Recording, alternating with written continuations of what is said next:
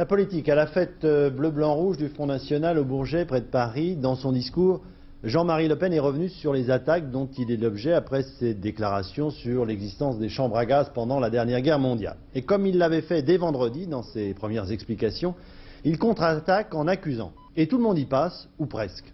Pascal Guimier, Franck Brice. Aide-toi, le ciel t'aidera, ou Jean-Marie Le Pen en majesté au milieu des siens.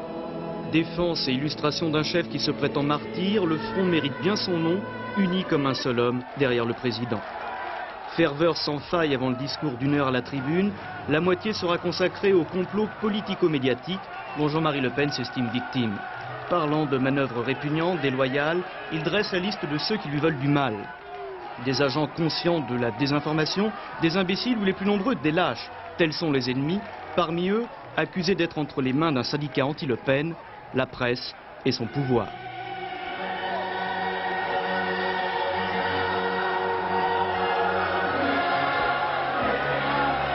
Quand un pouvoir s'érige dans un pays sans contrôle, sans limite, sans morale, quand il peut détruire arbitrairement les idées et les hommes, il est temps que le peuple se lève pour mettre de l'ordre chez lui.